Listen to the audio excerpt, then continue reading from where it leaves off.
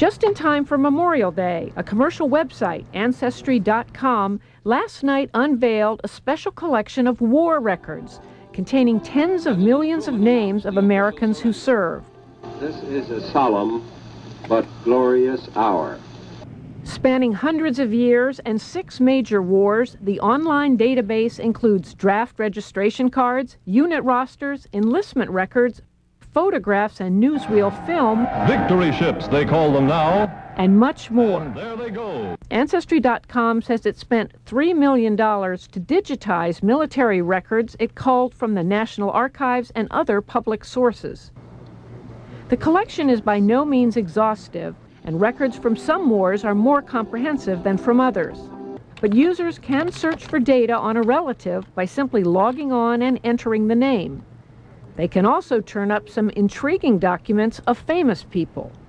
George Herman Ruth's World War II draft card can be found here. He's better known as the Babe.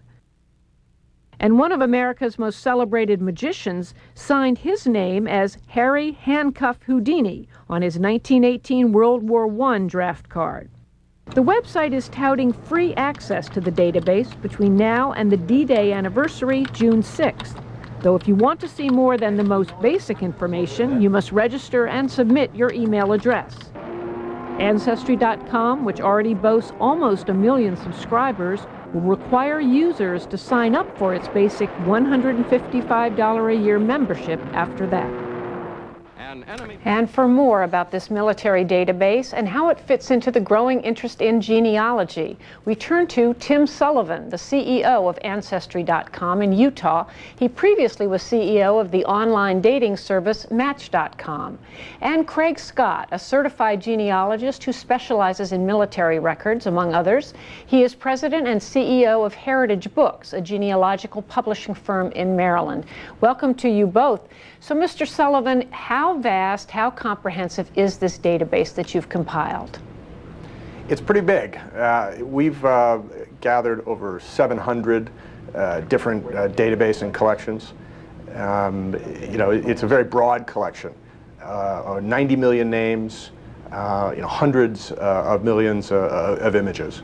Very exciting to put it online. It's probably the most broadest collection we've ever put online at one time. So who's in it, who served, and who isn't? Are they just people who served during wartime or all military? And how detailed is the information about the people who are in the database? Well, some of the information is very detailed.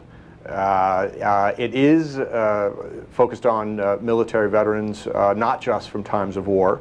The military, as we all know, is an incredibly organized institution and took very good records. So some of the information is very detailed. Some of the information tells us a little bit about our ancestors, what they looked like, and physical descriptions, even signatures on some of these documents.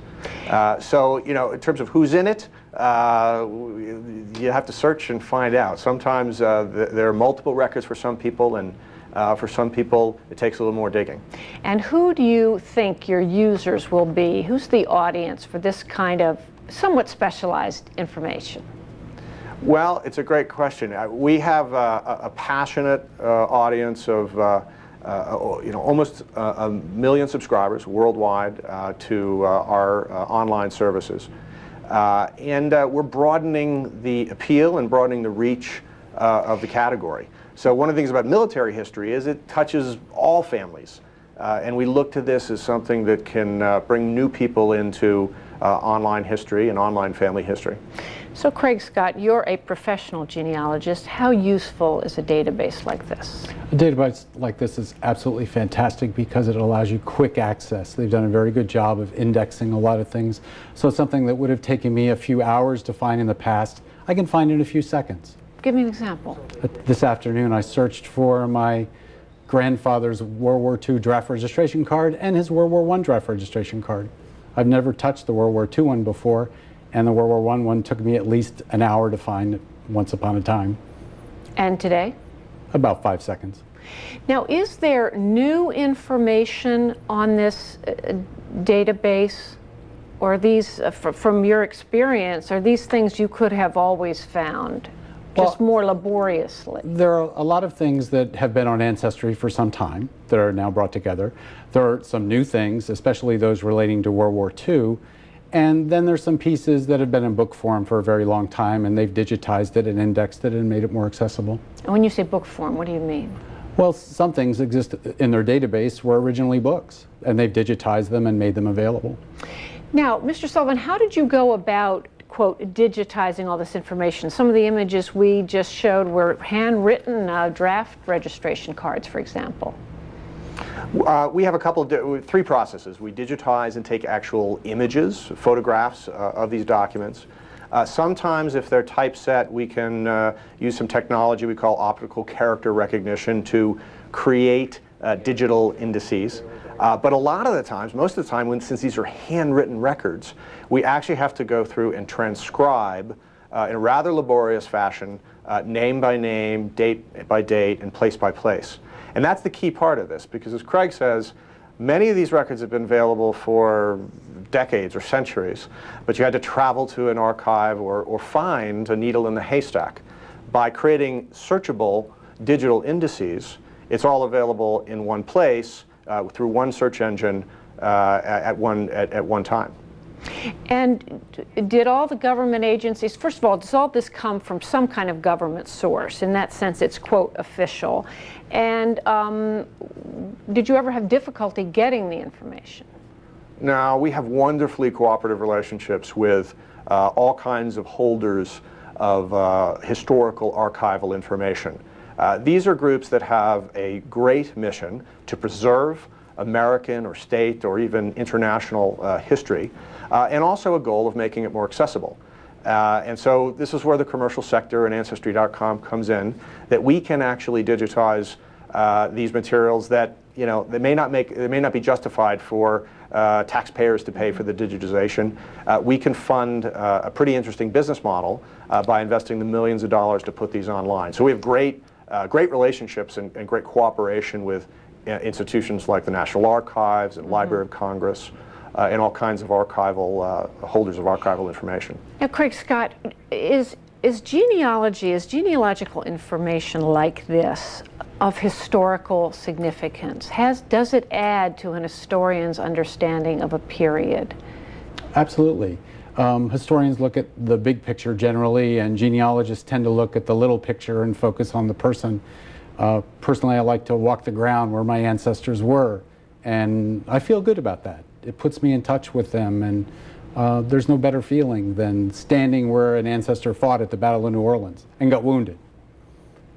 But an historian, I mean, do historians engage services of genealogists, or do they go and do a lot of genealogical research themselves? The marriage between genealogists and historians is sometimes tenuous, and sometimes it's very useful to both sides of the coin. Many historians don't realize how much genealogical material is available, whereas genealogists are sometimes frustrated because they think historians ignore the resources that have been created that are of absolute value to them. So, Mr. Sullivan, we've read a lot about the growing interest in genealogy on the part of everyday people, and indeed your website is proof of that. What do you think is fueling it? I think the internet is fueling it. For, as I said, decades and longer, a lot of this information has been available, but it was tedious and difficult to find.